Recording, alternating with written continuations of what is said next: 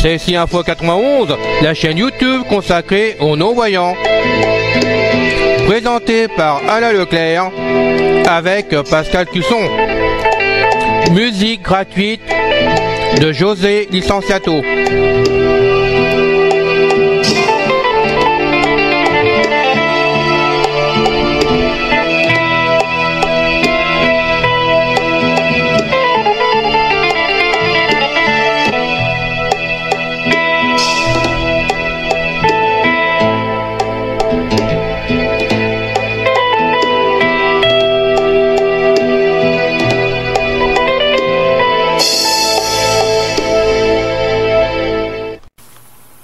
Bien le bonjour, chers amis auditrices et auditeurs. C'est encore une fois Pascal Cusson derrière le micro de la chaîne YouTube CSI Info 91 de notre ami Alain Leclerc. Cela m'a fait un immense plaisir aujourd'hui de continuer la série Histoire du monde. Et aujourd'hui, nous parlerons d'un personnage vraiment connu de tout le monde. En tout cas, du moins, j'espère. Il s'agit de Charlemagne. Qui sait, peut-être que je pourrais vous apprendre quelques petits trucs que vous ne connaissez pas sur ce grand empereur d'Occident. Voilà, nous commençons. Il est né vers 742 après Jésus-Christ. Il est mort à Aix-la-Chapelle en 814. En latin, le nom de Charlemagne se dit Carolus Magnus, qui veut dire Karl le Grand ou le Magnifique. Il fut le roi des Francs, du peuple des Francs, qui est l'ancêtre du peuple français d'aujourd'hui, de 768 à 814, et empereur d'Occident de 800 à 814. Il est le fils aîné de Pépin le Bref et de Bertrade. Il devient roi des Francs en 768, conjointement avec son frère Carloman, C-A-R-L-O-M-A-N. Le partage prévu entre les deux frères par Pépin est prometteur de discorde. Ben oui, hein, deux couronnes pour le même trône, ça perd de la bisbille. Les territoires adjugés à Charles sont en effet disposés en un vaste arc de cercle autour de ceux qui sont réservés à Carloman. Les deux hommes, les deux frères, autrement dit, effectivement, ne s'entendent guère. Mais la mort prématurée de Carloman permet à Charles de réunir entre ses mains la totalité de l'héritage paternel. Cela se produit en 771. Une fois écartés les deux jeunes fils du défunt Carloman, qui trouvent refuge avec leur mère Gerbege, G-E-R-B-E-R-G-E,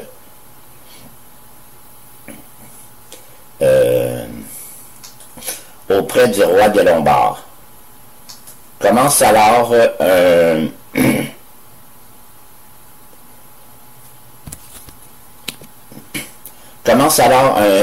règne prestigieux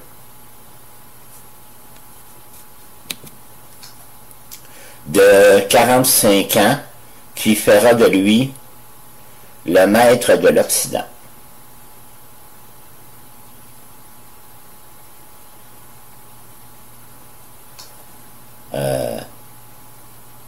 Alors, il tente de reconstituer l'unité occidentale, mais pour atteindre ce but,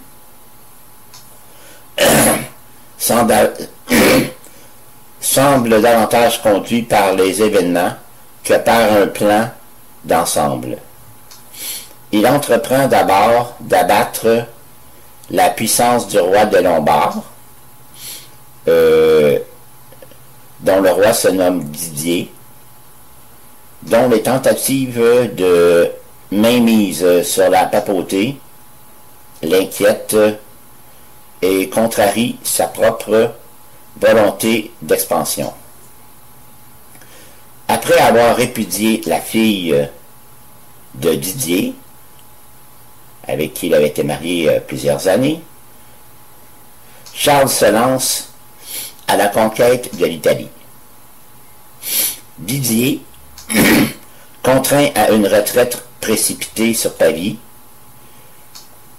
s'y laisse enfermer et doit capituler après une résistance farouche. Tandis qu'il est envoyé en captivité avec sa femme,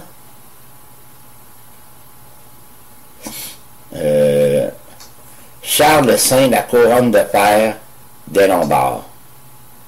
À dater du 5 juin 774, il porte dans les actes officiels le double titre de roi des Francs et de roi des Lombards.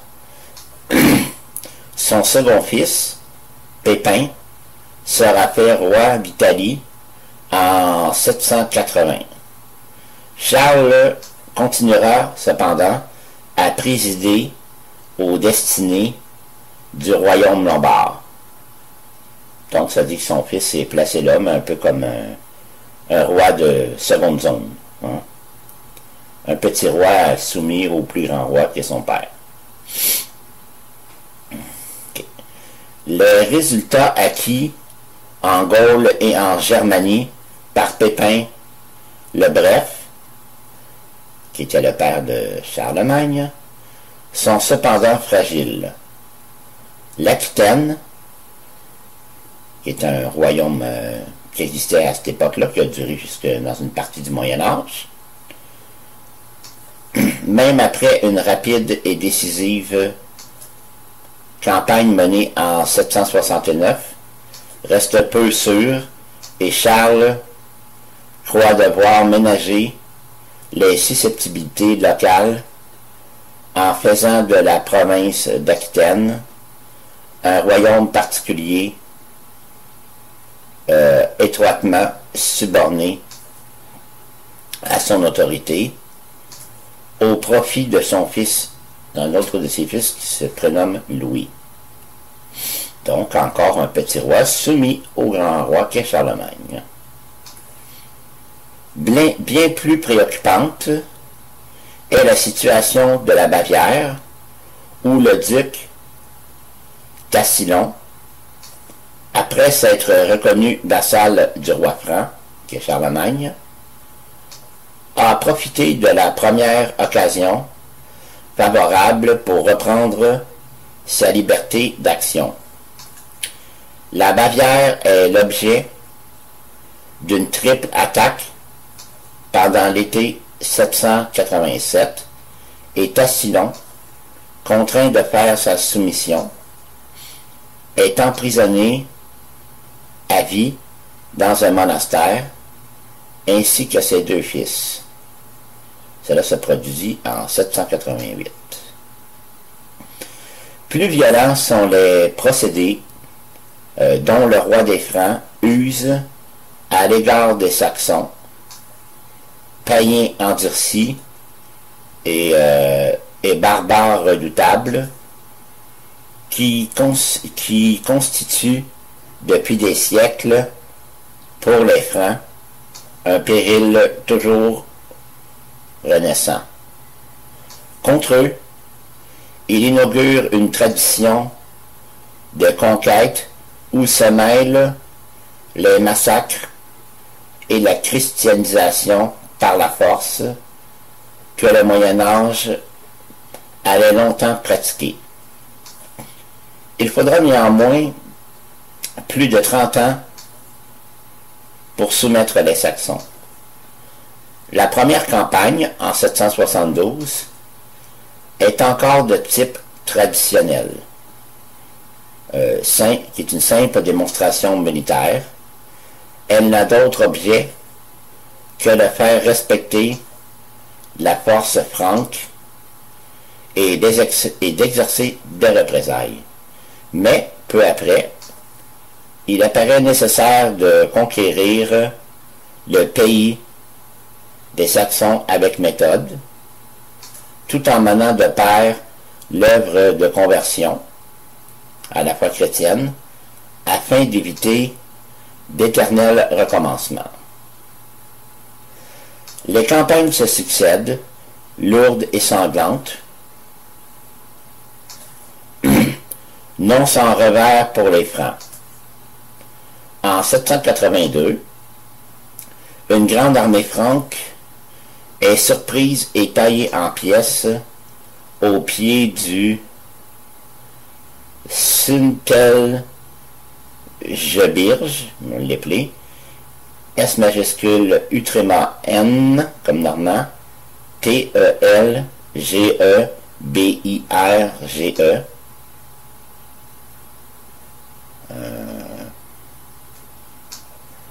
sur la rive orientale de la Weser, majuscule W-E-S-E-R. Charles, décidé à une éclatante revanche, accourt en personne, bat l'ennemi à Verden, majuscule V-E-R-D-E-N, et passe par les armes 4500 guerriers. Cela ne suffit pas à décourager les Saxons. Mais la campagne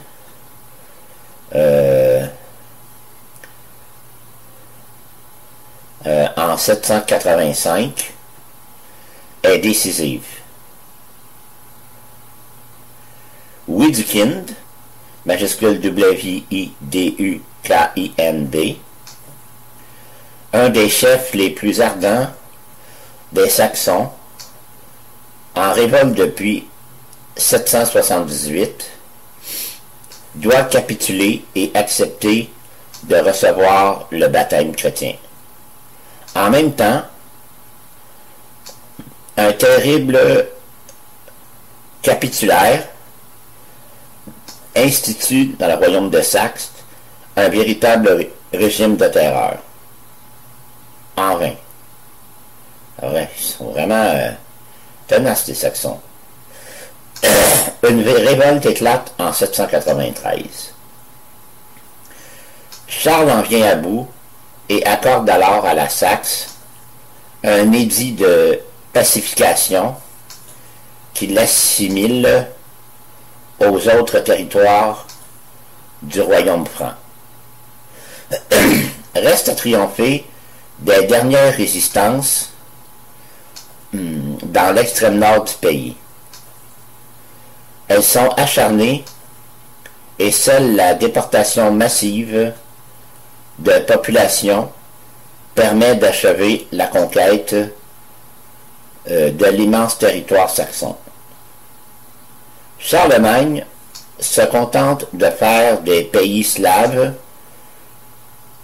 qui sont encore plus loin, des frontières orientales, ce qu'on pourrait appeler des sortes de protectorats, respectueux de sa puissance militaire, mais dont la conversion au christianisme, puis quand je dis christianisme, ici c'est celui de l'Église catholique romaine, est réservée pour plus tard. Autrement audacieuse est sa politique à l'égard des Avars, A majuscule V-A-R-S. Ça, ce peuple-là, c'est des descendants de Attila le 1 qui ont vécu surtout en Autriche. qui, venu de... venu du cœur de l'Asie, en parlant des Avars, campe dans le centre de la vallée danubienne et constitue un danger sérieux, notamment pour la nouvelle province bavaroise que Charles a acquis, qui faisait partie autrefois de l'empire du royaume des Saxons. En 793, Charlemagne s'empare du camp, le CAMP, ce que les Avars appelaient un ring, R-I-N-G, ou un cercle. Parce qu'il faut comprendre que ces gens-là vivaient, mettons, comme à l'époque, la tradition du peuple d'Attila, qui était les Huns, quand ils ont conquis une partie de l'Europe. Ces gens-là, souvent, faisaient des cercles de... Par exemple, ils érigeaient un cercle de terre. Ensuite, à l'intérieur de ce cercle-là, ils érigeaient des camps, mettons, faits de tentes ou de maisons de bois, mais surtout de tentes, parce que c'était un peuple de nomades. Après, un autre cercle de terre, un autre cercle de tentes, et ainsi de suite. Donc, il faut avoir de deux rings, mettons, pour un petit seigneur. Et pour leur capitale, ce qui supposait leur capitale, qu'ils avaient bâti sur le territoire aujourd'hui où la cité de Vienne est établie. Bon, il peut avoir jusqu'à 9, 10, 11, 12, 13 rings selon l'importance du roi de l'époque. Donc, c'était pas facile à prendre. Il fallait prendre ring par ring, anneau par anneau, cercle par cercle. Et vous pouvez voir encore aujourd'hui à Vienne que beaucoup de rues sont en cercle. Donc, ce qu'on appelle les rings, dont la rue la plus populaire de Vienne, qui se nomme la Regenstrasse. Donc, la rue des cercles. Donc, c'est une... Et puis voir aussi parmi le peuple d'Hongrie et le peuple d'Autriche, parce qu'il régnait aussi sur comme je parlais de Vienne, d'Autriche. Donc, on peut voir aussi parmi les habitants beaucoup de gens qui sont grands et blonds, mais beaucoup aussi avec des yeux en amande, qui leur vient d'un héritage des Avars, qui étaient les descendants du peuple des Huns, d'Attila le Hun. Donc j'ai rajouté ça dans l'explication que je faisais sur Charlemagne pour un peu vous préciser qui étaient les Avars. Bon. Ok. Voilà, on continue. Fin de notre personnel du lecteur. On reprend le texte. Leur chef, le Kagan, qui s'écrit K majuscule H-A-G-H-A-N, Kagan, qui veut dire le Khan des Khans, ça veut dire le roi des rois. Et les Avars ne se relèveront jamais de ce coup. L'assimilation de ce peuple ne se fait pas sans quelques difficultés, mais en 805, le Kagan se convertit au catholicisme et prête hommage à l'empereur dont il demande la protection.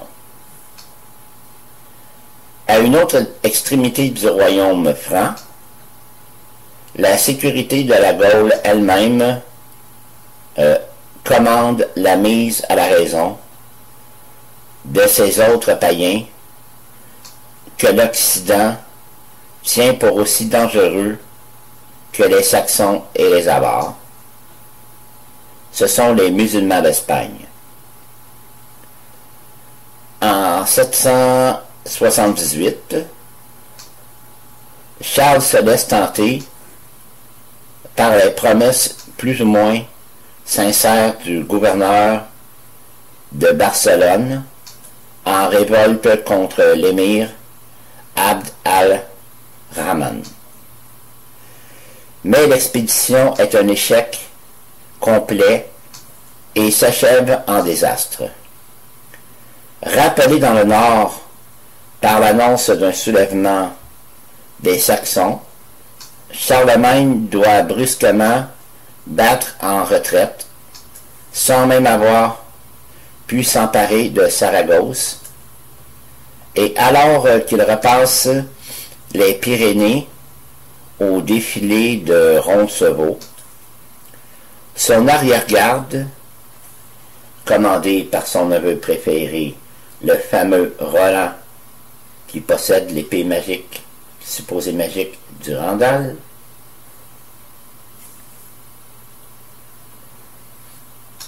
est surprise, son arrière-garde est surprise par des Basques. Le 15 août 778. Tous meurent. La légende veut que Roland se battit jusqu'à la fin, jusqu'à ce que son épée du Randal se brise. Il souffle, il souffle, il souffle dans son corps de bataille. Il appelle son oncle à la rescousse. Mais, lorsque celui-ci arrive, Roland ainsi que tous ses hommes sont morts. Roland est ainsi entré dans la légende de l'époque de Charlemagne et nous est parvenu aujourd'hui comme un haut fait d'armes que tous les chevaliers du Moyen-Âge voulaient suivre, ne jamais reculer devant l'ennemi païen, mais mourir sur place s'il le faut pour la gloire de Dieu. Dès lors, Charles renonce à la conquête et se limite à une progression lente et méthodique vers la Catalogne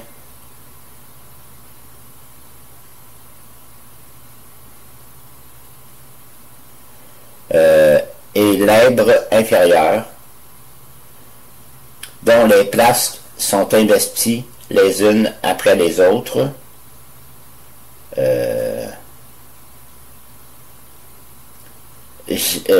Gérone en 785, Barcelone en 801, Tortosa en 811. Ainsi se constitue peu à peu, au sud des Pyrénées, une bande de territoire de 150 km de large formant la marche d'Espagne qui couvre le royaume franc vers le sud. À l'ouest, face à la péninsule armoricaine, Charlemagne crée également, à la fin de 789 ou au début de 790, une marche de Bretagne qu'il confie à son fils Charles le Jeune, un troisième de ses fils. Mais les tentatives de soumission des Bretons sont sans cesse remises en cause par des révoltes. Enfin, les défenses maritimes sont renforcées pour lutter contre les musulmans en Méditerranée et les Danois, que l'on nomme aussi les Vikings, qui commencent à faire leurs incursions en Occident, en Atlantique.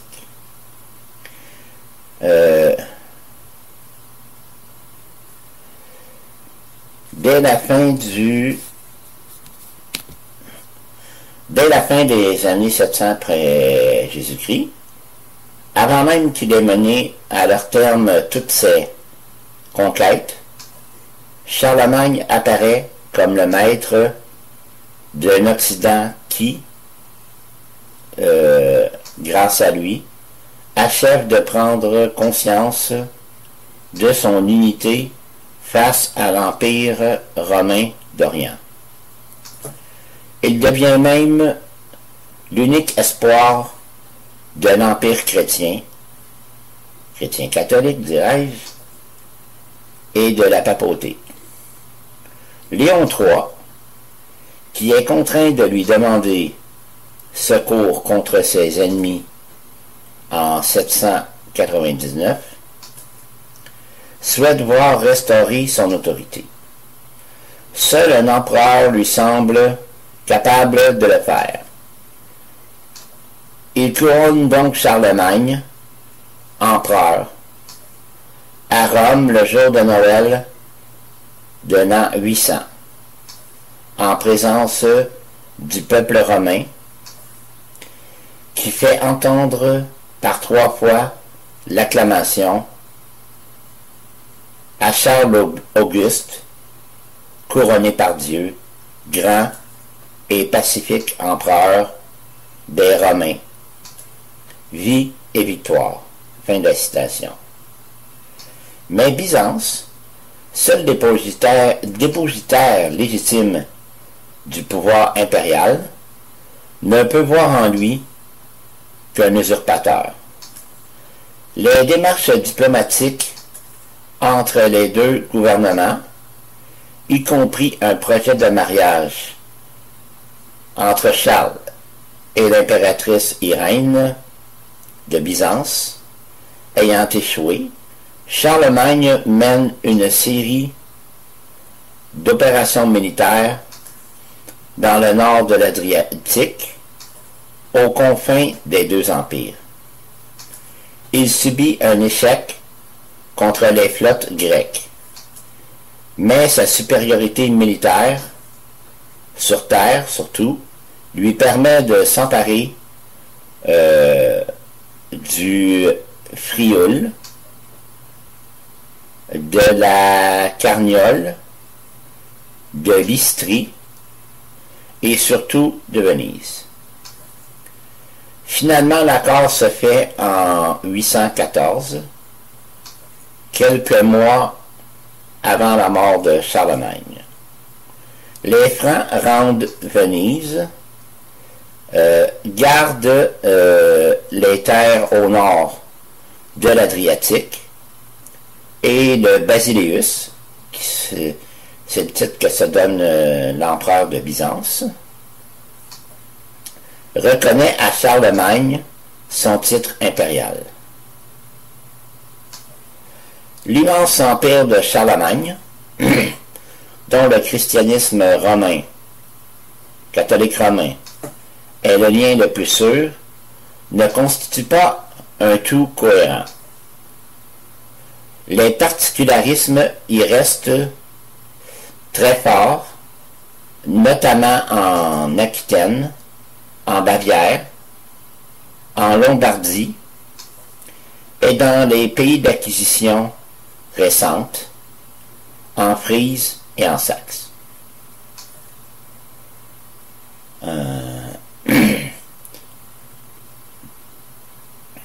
Ceux qui se demandent qu'est-ce que c'est la Frise, à l'époque, les Frisons étaient le peuple qui régnait, qui habitait en Hollande.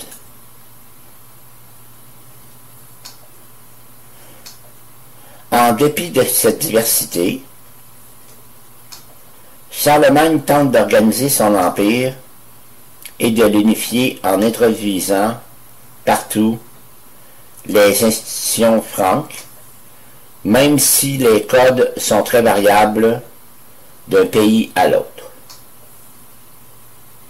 Le comte, placé par Charlemagne à la tête de chaque comté, ou Pagus, on appelait Pagus aussi pour le nom d'un comté, est le rouage essentiel de cette machine administrative. Dépendant strictement de l'empereur, il a des pouvoirs très étendus, tant administratifs que militaires. Les représentants du pouvoir ecclésiastique, notamment les évêques, qui sont des créatures de l'empereur, sont eux aussi d'utiles instruments de la politique unificatrice et centralisatrice poursuivie par le souverain Charlemagne. Enfin, pour faire sentir partout son autorité, Charlemagne a recours à des inspecteurs dévoués, les missi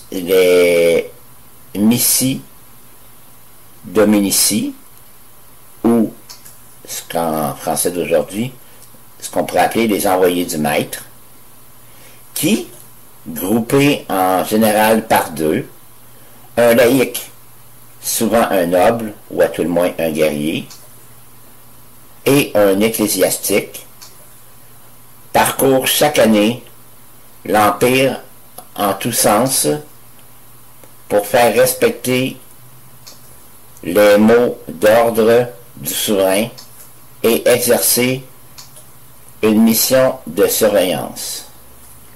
Et s'il le faut, ils ont pouvoir de faire démettre, juger et exécuter un comte, un marquis, un duc et tout, ou un chevalier, vraiment de le mettre à mort s'il a malmené le peuple dont il est le gestionnaire et non pas le propriétaire.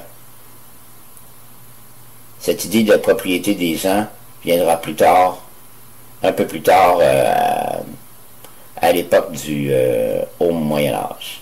Donc, du bas Moyen-Âge, je vais dire. Avec l'institution des serfs, qui est vraiment une horreur et une honte pour l'Europe.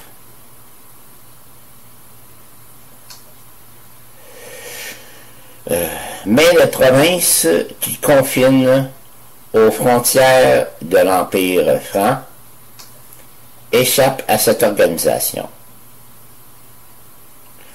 Le contact avec l'ennemi y étant permanent, elles forment des territoires militaires, ce qu'on appelle les marches, où tous les pouvoirs, civils et militaires, sont concentrés entre les mains du chef des troupes d'occupation, dont il porte le titre de comte de la marche ou de marquis, qu'on appelle parfois duc. Bon, le mot duc vient du latin dux, D-U-X, c'est-à-dire général, général d'armée. La cour de Charlemagne est toujours itinérante, mais abandonnant la vallée de la Seine, où s'étaient fixés les Mérovingiens, elle séjourne plus volontiers dans les villas royales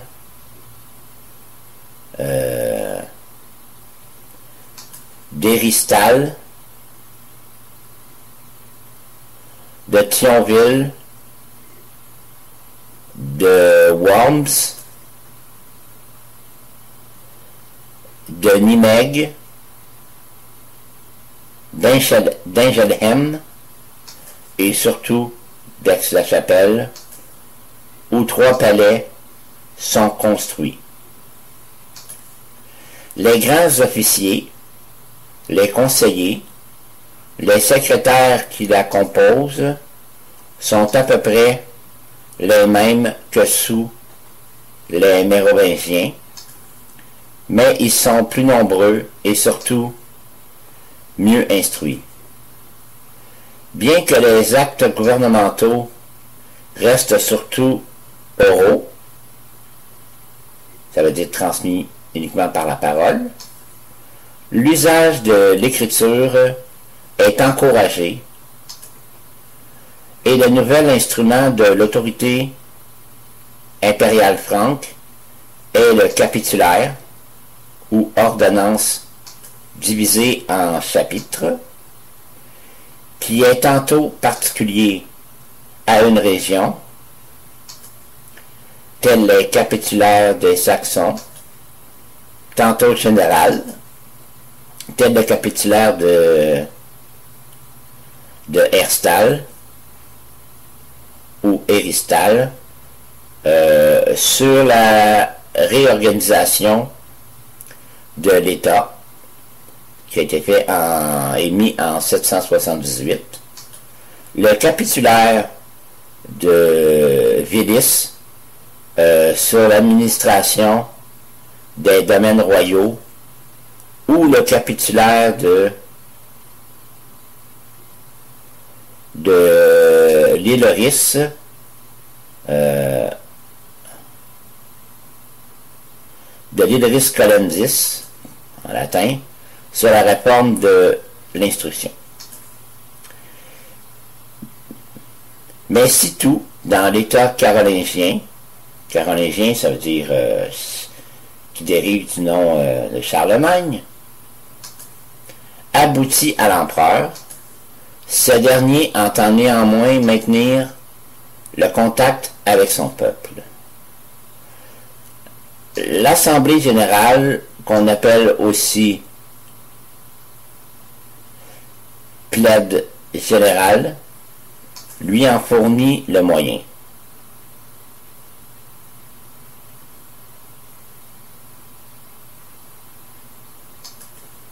Tous les ans, théoriquement à la veille du départ en campagne, elle est censée réunir tous les sujets de l'empereur, mais ne rassemble en réalité autour du souverain que les personnages importants de l'aristocratie ecclésiastique et laïque. Le règne de Charlemagne est enfin celui d'un grand effort dans le domaine culturel. Ce qu'on devait appeler la Renaissance carolingienne.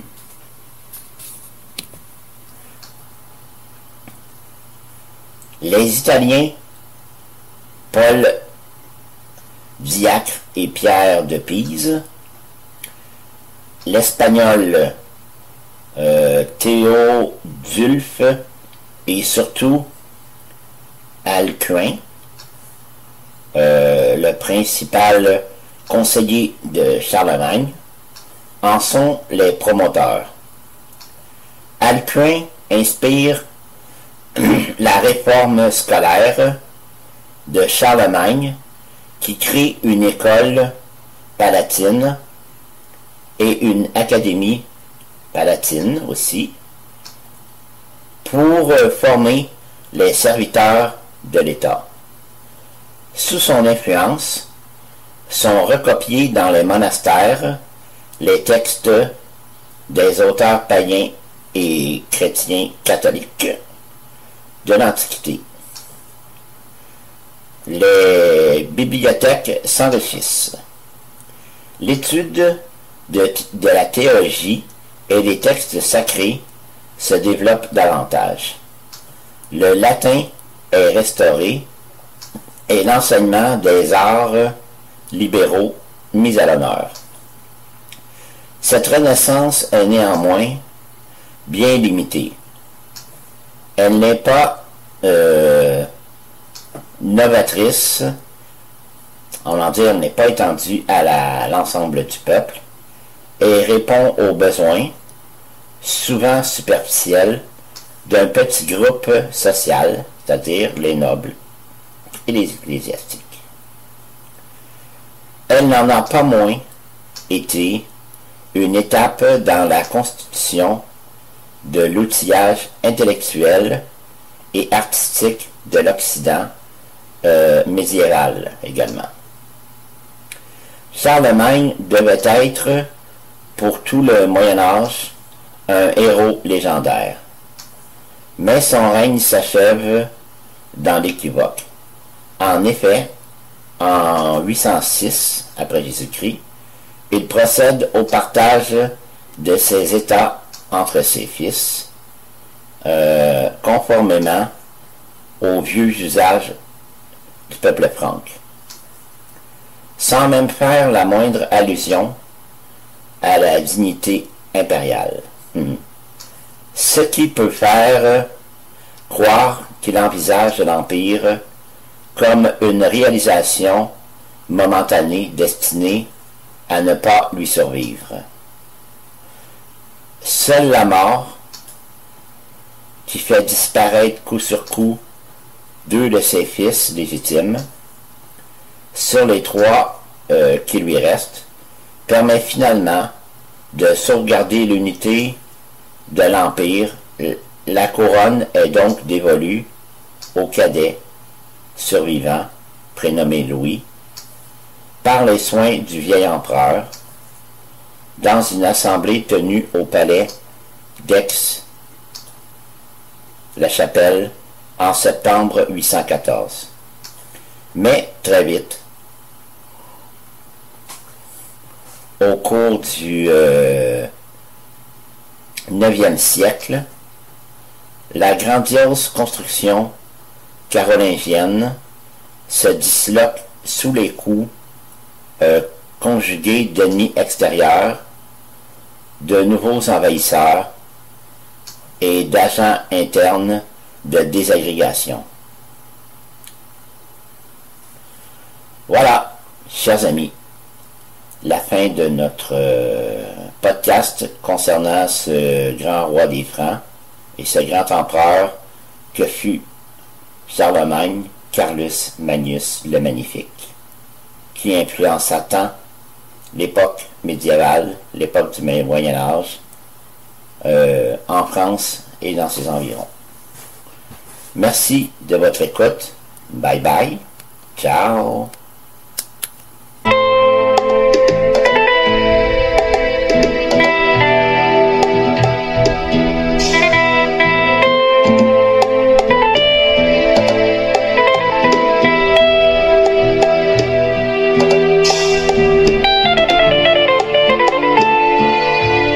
CC Info 91 vous intéresse, merci de vous abonner à la chaîne, cela nous fera plaisir avec Pascal et nous permettra de nous faire connaître au niveau de YouTube et vraiment des pays francophones.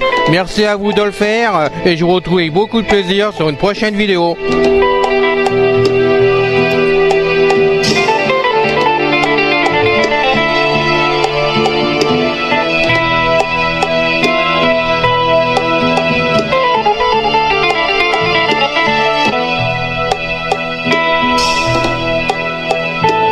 Ciao, à bientôt.